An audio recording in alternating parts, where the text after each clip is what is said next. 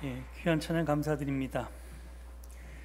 조금 전에 우리가 함께 봉독한 본문 말씀은 원래는 성서 일과표가 다음 주일 구약 본문으로 제시하는 말씀입니다.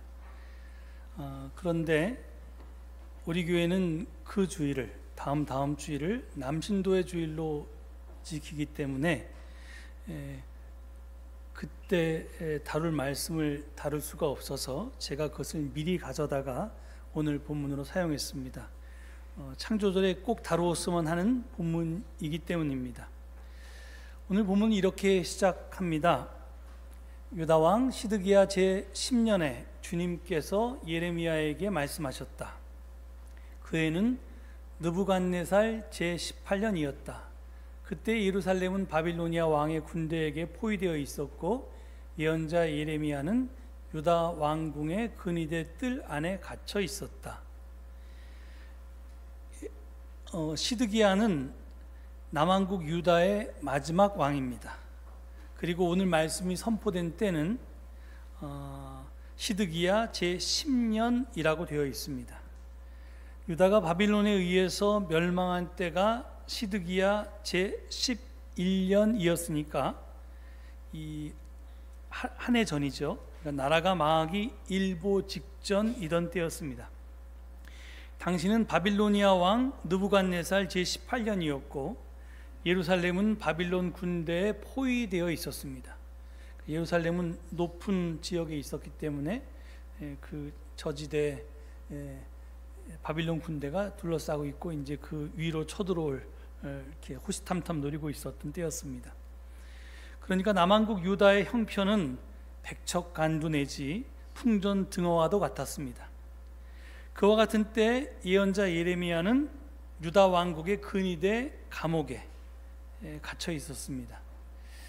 왜 갇혀 있었나? 그 이유가 오늘 우리가 읽지 않은 3절에서 5절에 소개되어 있습니다. 한번 보겠습니다. 유다왕 시드기야는 예레미야를 그곳에 가두면서 그에게 이렇게 책망하였다. 그대가 어찌하여 이런 예언을 하였소? 주님께서 이렇게 말씀하신다. 보아라, 내가 이 도성을 바빌로니아 왕의 손에 넘겨주어서 그가 이 도성을 점령하게 하겠다. 유다왕 시드기야도 바빌로니아 군대의 손에서 벗어나지 못하고 꼼짝없이 바빌로니아 왕의 손에 넘겨져서 그 앞에 끌려나가 그가 보는 앞에서 직접 항복할 것이다. 그러면 그가 시드기야를 바빌로니아로 끌고 갈 것이며 시드기야는 내가 그를 찾아올 때까지 그곳에 머물러 있을 것이다. 너희는 바빌로니아 군대와 싸워도 절대로 이기지 못할 것이다. 주님께서 하시는 말씀이다. 이렇게 예언하셨다면서요. 이렇게 왕이 이제 이야기하는 겁니다. 요즘 제가 증언을 준비하면서 새한글 성경을 봤더니요, 이 예언서를 볼 때는 이게 굉장히 도움이 되는데 여러분들이 새번역 성경이나 공동번역 성경이나 또는 뭐 개역 개정은 이렇게 기존의 번역본으로 예언서를 읽으면 이 말이 예언자가 한 말인지 하나님이 한 말인지 백성들이 한 말인지 구별이 안 되어 있습니다. 그런데 제가 깜짝 놀란 게 어저께 그 새한글 성경을 봤더니 그 절 앞에 가로가 쳐져 있어요. 하나님 이렇게 써 있고 예언자 이렇게 써 있고, 그러니까 여러분이 새 한글 성경으로 읽으시면 이제 헷갈릴 일은 없을 겁니다. 하여튼 그렇다는 걸 참고로 말씀드리고요. 하여간 지금 이 말씀에 따르면 예레미야가 유다 왕궁 근위대 감옥에 갇혀 있던 이유는 국론을 분열시키는 예언을 했기 때문이었습니다. 조금 아까 성가대가 늘 지켜주시리 이런 은혜로운 가사의 찬양을 했는데 백성들은 뭐 우리가 개망나니처럼 살아도 하나님께서 우리를 버리지 않으시고 끝까지 우리를 지켜주실 것이다, 이런 말을 듣고 싶어 하는데 그래서 이 무언가 희망적인 이야기를 듣고 싶어 하는 사람들에게 택도 없는 소리 하지 말아라, 실상을 직시해라, 이렇게 말했기 때문입니다. 예레미야는 예루살렘은 곧 함락될 것이고 시드기야 왕을 비롯해 많은 사람이 이 갈대아인들에게 사로잡혀서 바빌론으로 끌려갈 것이며 갈대아인들과 싸워봐야 너희는 승리할 수 없을 것이라고 말했습니다. 누구도 듣고 싶어하지 않는 말이었습니다. 시드기야는 예레미야를 감옥에 가둬서 그의 메시지가, 정확하게 말하면 하나님의 메시지가 백성들에게 닿지 못하도록 하려 했던 것입니다. 그렇게 이제 갇혀 있었는데요. 감옥에 갇혀 있던 어느 날 예레미야에게 숙부인 살룸의 아들 하나멜이 찾아옵니다. 그리고 아나돗에 있는 자기 땅을 사라고 말합니다. 예레미야의 고향인 아나돗은 베냐민 지파가 분배받은 땅 중에 하나이고요. 가나안에 정착할 때, 그리고 이 솔로몬의 왕위 계승 때 솔로몬이 아닌 아도니아를 지지해서 솔로몬이 추방했던 예레미야의 조상 아비아달 제사장의 고향이기도 했습니다. 그러니까 아비아달 제사장이나 그 후손인 예레미야도 베냐민 지파였을 것입니다. 보통 이제 제사장은 특별한 지파만 되는 걸로 되어 있는데 지금 여기는 분명히 예외일 것 같습니다. 하여튼 그래서 사촌 하나멜이 자기 밭을 유산으로 살 우선권이 예레미야에 있으니 사라고 말한 것입니다. 개역개정을 보면 본문 7절과 8절을 다음과 같이 좀 다르게 옮겼습니다. 보라, 내 숙부 살룸의 아들 하나멜이 내게 와서 말하기를 너는 아나돗에 있는 내 밭을 사라, 이 기업을 물을 권리가 내게 있느니라 하리라 하시더니 여호와의 말씀과 같이 나의 숙부의 아들 하나멜이 시위대 뜰 안 나에게로 와서 이르되 청하노니 너는 베냐민 땅 아나돗에 있는 나의 밭을 사라, 기업의 상속권이 내게 있고 물을 권리가 내게 있으니 너를 위하여 사라 하는지라. 이렇게 번역했습니다. 이 개역 개정판 성경은요, 새 번역이 밭을 유산으로 살 권리라고 번역한 부분을 기업을 물을 권리라고 번역해 놓았습니다. 그리고 제가 아까 소개한 새 한글 성경을 보니까 이 부분을 밭을 사서 되찾을 권리라고 옮겨 놓았습니다. 이게 다 도대체 무슨 뜻일까요? 제가 지지난주에 8월 31일에 예레미야서 연속 증언을 시작하면서 출애굽 사건에서 시작된 야훼 신앙은 공변될 공자를 쓰는 공유제를 지지한다고 이렇게 말했습니다. 이 공유라고 하는 것은 하나님께서 소유한다 또는 공공이 소유한다 라는 뜻입니다. 이 생각이 어디서 나왔냐 하면 하나님이 창조주라는 창조신앙에서부터 비롯되었다고 했습니다. 이것을 잘 드러내고 있는 성구가 신명기서 10장 14절 말씀입니다. 거기 보면 이렇게 되어 있습니다. 하늘과 하늘 위의 하늘, 땅과 땅 위의 모든 것이 다 주 당신들의 하나님의 것입니다. 왜 하나님의 것이냐? 태초에 하나님이 하늘과 하늘 위의 하늘, 땅과 땅 위의 모든 것을 창조하셨기 때문입니다. 따라서 창조 세계와 그 안에 있는 모든 피조물은 다 하나님의 것입니다. 다시 말하면 하나님의 것이다 라고 하는 것은 모두의 것이란 말과 똑같은 말입니다. 공공재란 말입니다. 모두의 것을, 공공재를, 어떤 인간도 독차지할 수 없는 것을 혼자서 차지하려고 한 것, 즉 금단의 열매를 만지면 안 돼, 하나님의 것이기 때문에 만지면 안 되는 금단의 열매를 따먹은 것이 바로 성서가 고발하는 원죄였습니다. 이 원죄 때문에 인류는 낙원에서 쫓겨났던 것입니다. 신라권 이후에 인류의 오랜 꿈은 복낙원, 즉 낙원으로 돌아감이었습니다. 하지만 인류의 현실은 유토피아로의 회귀가 아니라 디스토피아로의 추락이었습니다. 약육강식, 승자독식, 각자 도생의 정글 같은 세상이 그 증거였고요. 그 정점에는 늘 제국이 있었습니다. 그런데 이 복락원은 인류만의 꿈은 아니었습니다. 하나님의 꿈이기도 했습니다. 하나님과 인류, 신과 인간의 공통 염원이 바로 이 복락원이었습니다. 디스토피아를 근데 이 공동 염원이 실현된 최초의 사건이 무엇이냐면 바로 출애굽 사건이었습니다. 디스토피아를 유토피아로 되돌리기 위한 시도가 바로 출애굽 사건이었기 때문입니다. 바로가, 즉 왕이 그 나라의 이집트의 모든 재화를 독차지하고 백성을 노예로 부리던 지옥 같은 세상에서 거기서 탈출해서 야훼 하나님을 유일한 왕으로 모시고 그 아래에서 모든 사람이 함께 어울려 평등하게 살아가는 세상, 즉 대동세상을 이루고자 한 것이 바로 출애굽의 최종 결과였던 12지파 공동체였기 때문에 그렇습니다. 12지파 동맹체. 근데 이 12지파 동맹체는요, 대가족에서 출발해서 좀 더 커져서 시족으로 모이고 이것이 더 커져서 지파가 됩니다.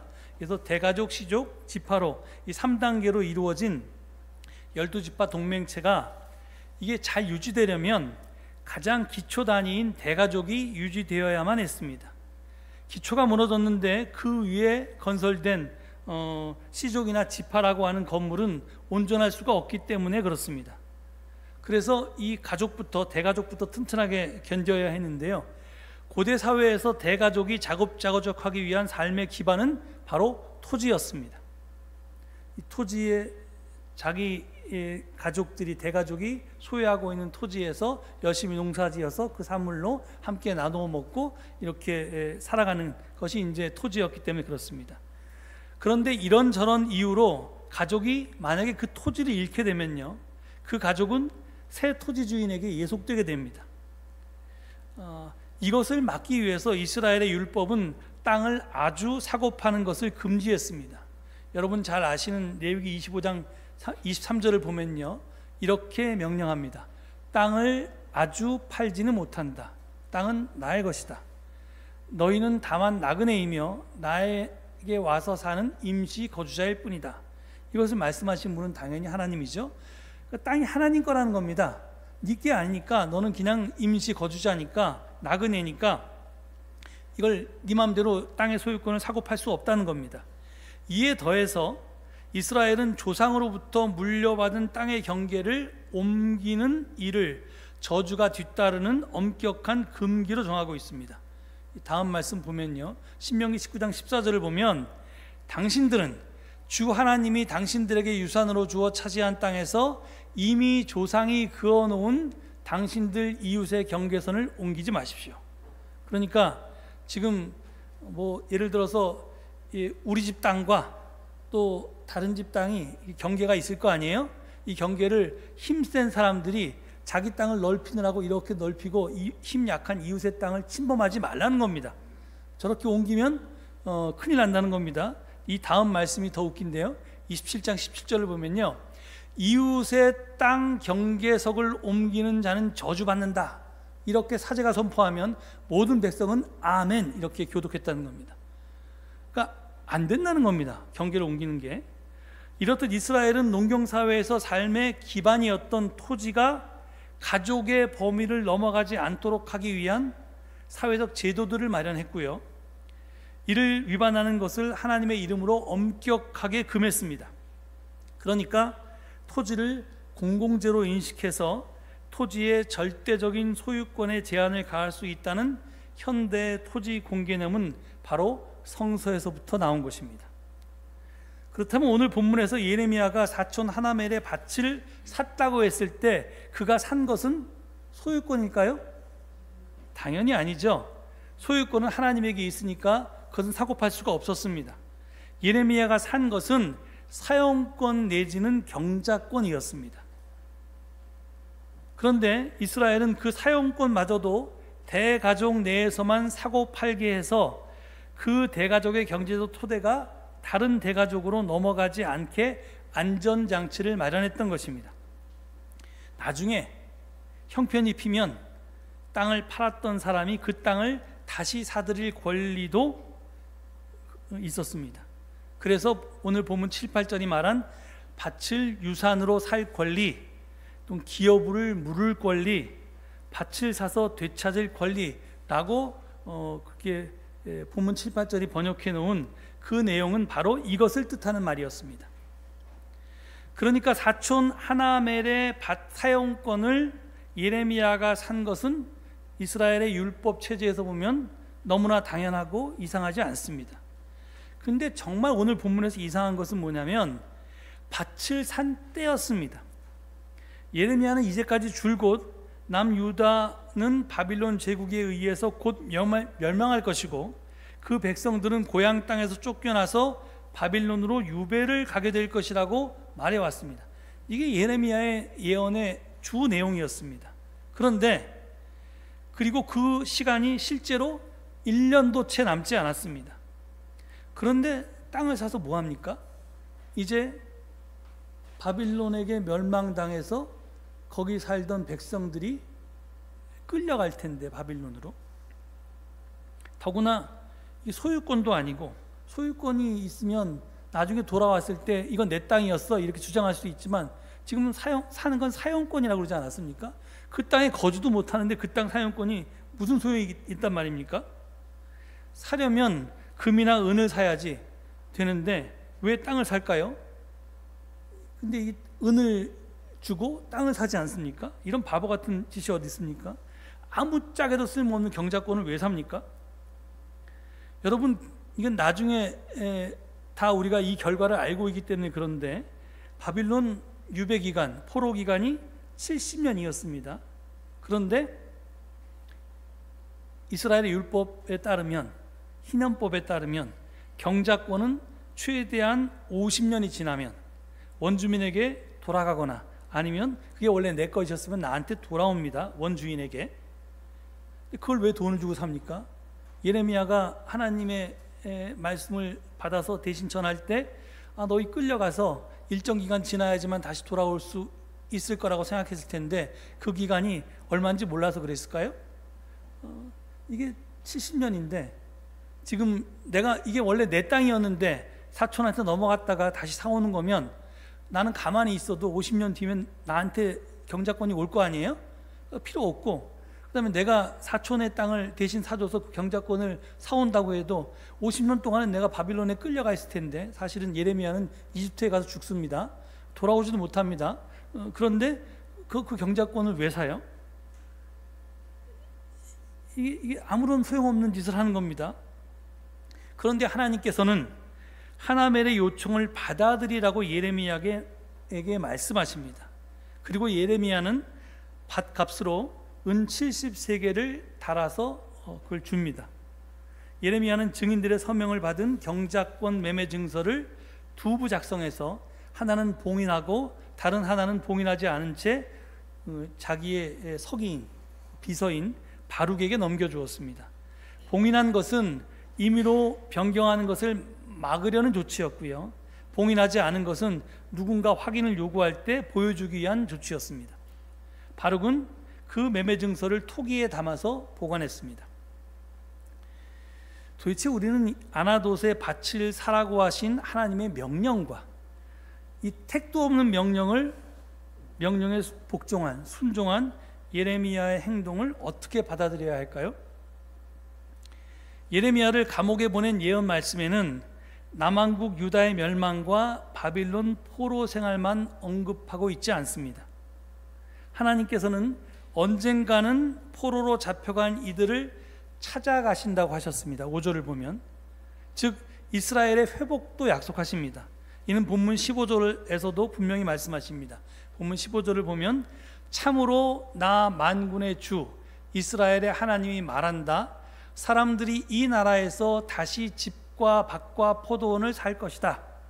지금은 멸망하고 너희는 포로로 끌려가겠지만 언젠가는 다시 돌아와서 저런 일상적인 생활을 회복할 것이다. 이렇게 말씀하십니다. 하나님의 심판은 엄혹할 것이지만 결코 파괴가 끝이 아니라는 것입니다. 심판은 정화의 과정인 동시에 새로운 역사의 출발입니다. 하나님의 구원 계획은 어김없이 이루어집니다. 사람도 없고 짐승도 없고 황무지로 변했던 땅, 바빌로니아 군대의 손에 들어갔던 땅에 다시 사람들이 모여들고 희망의 씨를 뿌릴 날이 반드시 올 것이라고 약속하신 것입니다. 그때 사람들은 다시 아름다운 삶을 일구기 위해서 땅 경작권을 사려 할 것입니다. 이제 우리는 비로소 땅을 사라고 하신 하나님의 뜻을 깨달을 수 있습니다. 아나돗에 있는 땅을 사라고 하셨던 것은 바로 시련의 시간 후에 빚어질 희망을 선취한 행동인 셈입니다. 하나님을 믿는 이들은 지금 이 땅에서 하나님 나라를 선취한 사람으로 부름을 받았습니다. 아직 그 나라는 그날 그 시간 또는 하나님의 나라와 그 의는 지금 당장 이루어지지 않았지만 우리는 그것을 미리 여기서 누리고 살라고, 미리 이 공동체를 하나님 나라 만들고 살라고, 선취하며 살라고 이렇게 부르심을 받은 사람입니다. 즉 우리 자신은 하나님 나라의 징표가 되어야 한다는 말입니다. 절망의 땅에서 희망으로 살아야 된다는 말씀입니다. 제가 환경 문제에 대해서 아주 예전부터 깊이 관심을 가져왔는데, 제가 본격적으로 기후활동가가 된 것은 2016년에 서울제일교회 담임 목사로 부름을 받은 이후입니다. 그 전에 제 평생 화두는 역사적 예수였습니다. 제 스승이신 안병문 선생님의 영향 때문입니다. 그런데 선생님께서는 말년에 생태 문제에 집중하셨습니다. 주로 쓴 글이 생명 문제, 생태 문제였습니다. 당시에는 그 이유를 잘 몰랐는데 나중에 역사적 예수에 대해서 자세하게 공부하고 그 이유를 깨닫게 되었습니다. 예수님의 하나님 나라 운동을 한마디로 요약하면 하나님 아래서 온 인류가 한 형제 자매로 차별 없이 가족처럼 사랑하며 사는 세상을 만들자는 것입니다. 그러니까 뭐 하나님 사랑, 이웃 사랑이라고 요약할 수 있는데, 이제 그 모든 인류가 나하고 친한 사람만, 기독교인만 또는 뭐 힘 가진 사람만 이런 게 아니라 모든 사람이 다 내 이웃으로 그렇게 사랑하며 살라는 겁니다. 그런데 나중에 그 범위를 인류 세계에서 창조 세계 전체로 확대하게 되었습니다. 왜? 하나님께서는 인간뿐만이 아니라 천지 만물을 당신의 자녀로 창조하셨기 때문입니다. 따라서 우리가 사랑하며 공존 공용해야 할 대상은, 우리의 이웃은 인간만이 아니었고 인간을 넘어서 창조 세계 전체였던 것입니다. 그래서 역사적 예수 살기는 결국은 생태운동과 연결될 수밖에 없었던 것입니다. 그래서 선생님은 만년에 생명 문제, 생태 문제에 그렇게 집중하셨습니다. 아무튼 이런 배경에서 저도 역사적 예수 연구가이자 생태운동가가 되었는데요, 지난 10년간 여러 활동을 해오다가 여러분도 다 아시는 것처럼 지금 제가 집중하고 있는 것은 햇빛 발전소 설치하는 겁니다. 이게 원래는 이걸 내가 해야겠다 이렇게 마음 먹었던 이유는 윤석열 정부가, 제가 믿음이 좀 부족해서 이게 5년을 가면 어떡하나, 핵진흥 정책을 강조하고 그러면서 재생에너지 말살 정책을 펴서 이 5년 동안 정말 너무 문제가 크겠다. 그러니까 정부가 건드릴 수 없는 교회가 이 운동에 나서야겠다. 내가 먼저 해야겠다. 우리가 먼저 하면 이제 다른 교회들도 이걸 확산시켜야겠다. 뭐 이래서 햇빛발전소 설치 운동을 시작한 겁니다. 그런데 하여튼 지금 제 믿음을 넘어서서 하나님께서 역사하셔서 지금 빨리 윤석열 정부가 끝났고 그 다음에 이제 새로운 이재명 정부가 들어와서 이 정책을 좀 바꾸고 있습니다. 저는 햇빛발전소 설치가 인류 종말이 코앞에 닥친 기후재난 시대에 아나돗에 밭을 사는 것과 같은 희망의 선취라고 믿습니다. 왜냐? 화석 연료 발전에서 친환경 재생에너지 발전으로의 전환은 탄소 중립의 필수 조건이기 때문입니다. 이는 선택이 아닙니다. 반드시 해야만 하는 일입니다. 한국교회는 2040년까지 탄소 중립을 실현하겠다고 선언을 했습니다. 그런데 선언만 하고 별일은 안 합니다. 그래서 제가 이걸 좀 바꿔보려고 하는데, 그런데 놀랍게도 우리 교회는 내년이면 탄소 중립을 완수할 수 있게 되었습니다. 왜냐? 교회 옥상에 설치한 19.2kW짜리 발전소, 그리고 봉화교회에 설치한 12.8kW 햇빛 발전소 중에서 우리 교회 지분에 해당하는 81% 10.4kW, 그리고 최근에 서대빌딩 옥상에 설치한 11.5kW 발전소를 다 합하면 41.1kW가 되는데요. 지금 현재 우리 교회의 계약 전력이 45kW입니다. 그러니까 수치상으로는 3.9kW, 약 4kW만 더 생산하면 우리 교회는 적어도 전기만으로 따지면 탄소 중립이 됩니다. 물론 이게 다 끝은 아닙니다. 휘발유도 쓰고 그다음에 가스도 쓰고, 그러니까 여기에 대해서도 더 이제 우리가 더 절약해야 되는데요. 근데 하여간 전기는 4kW밖에 안 남았는데, 이번에 다른 교회 햇빛 은총 2호기를 설치하라고 어떤 분이 선뜻 큰 돈을 헌금하셨습니다. 그리고 우리도 이번에 창조절 기후정의 금식에 동참할 것이고, 그러면 또 몇백만 원 모아서 햇빛 은총 3호기도 내년 상반기 중에 또 설치할 수 있을 것입니다. 그러면 봉학교회 경우처럼 우리 교회가 그 3호기의 일부 지분도 가져오게 될 것입니다. 그러니까 이제 내년 되면 우리는 훨씬 초과달성합니다. 아마 한국교회 최초의 일일 겁니다. 불가능할 것처럼 보였던 탄소 중립 실현이 이제 코앞에 닥쳤습니다. 더 중요한 것은 우리 교회가 탄소 중립을 실현하면 다른 교회도 뒤따를 것이라는 것입니다. 제가 늘 강조하듯이 우리가 건너면 세계가 건넙니다. 우리가 시작하면 세계가 따라옵니다. 그래서 선취라고 하는 것이 중요한 것입니다. 햇빛 발전소 설치는 단순히 우리 교회 탄소 중립 실현 때문만 하는 것은 아닙니다. 우리가 모은 헌금은, 제가 이것 좀 1년 동안 여러 가지 실수를 했는데요. 이 돈을 모았는데 1,000만 원이 넘는 돈을 어떻게 쓸까 이걸 해서 여러 시도를 했는데 다 안 되다가 결국은 그냥 지어주기로 했습니다. 네, 이게 그냥 설치하는 것만은 바라는 교회는 별로 없더라고요. 공짜로 지어주면 다 좋아하는데 그 장소만 빌려달라면 안 하더라고요. 그래서 제가 조건을 걸기로 했습니다. 녹색 교회 운동에 동참하라. 그리고 예산이 1억 미만짜리 교회에다 먼저 지어주겠다. 그래서 두 가지 효과를 이제 거둘 수 있게 되었는데요. 첫째, 녹색 교회 활동을 하지 않던 교회가 우리 교회 공짜로 햇빛 발전소를 짓기 위해서 내가 녹색 교회 활동을 해야겠다. 이거 뭐 좋은 일인데 그동안 뭐 이런저런 이유 때문에 못했는데 이제 열심히 해야지. 이렇게 나서게 됐습니다. 조건에 딱 달았습니다. 신청할 때 이런 교회에게 주겠다. 이렇게. 둘째는 미자립 교회를 지원하는 선교도 효과가 있습니다.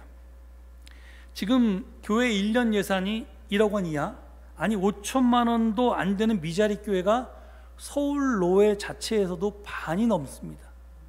교회 예산이 5천만 원이면 거기 담임 목사님 월급이 얼마겠어요? 최저 생계비는 꿈도 못 꿉니다. 뭐 교회가 노동자들에게 무슨 인권을 뭐 주장하고 최저임금을 보장하라고 하는데 실질적으로 담임 목사님들이 최저임금을 못 받는 교회가 50%가 넘습니다. 그런 교회에 햇빛 발전소를 지어주고 그 발전된 전기를 그 교회가 그냥 사용하게 하면 절약된 전기 요금만큼 매월 일정액을 우리가 후원하는 효과가 생깁니다. 그렇게 되면 미자립 교회도 돕고 그 교회의 지속 가능성을 증가시킬 수 있습니다. 이 둘 외에도 너무나 많은 효과들이 있는데 오늘은 시간이 부족해서 제가 여기까지만 하고 다음 주에 다시 더 얘기하겠습니다. 그 옛날 예레미야가 이스라엘의 회복에 대한 하나님의 약속을 굳게 믿으면서 아나돗의 밭을 샀듯이 창조세계의 온전 회복을 굳게 믿으면서 오늘 미자립 교회 햇빛 발전소를 설치해 나갑시다. 내일 지구가 멸망한다고 해도 미래를 위해서 한 그루의 사과나무를 심는 심정으로 희망을 선취하며 사십시다. 우리 교회가 이 절망의 지구별에서 희망이 되십시다. 그 거룩한 길에 주님께서 함께 하실 것입니다. 이 말씀 되새기시면서 잠시 침묵 가운데 기도하시겠습니다.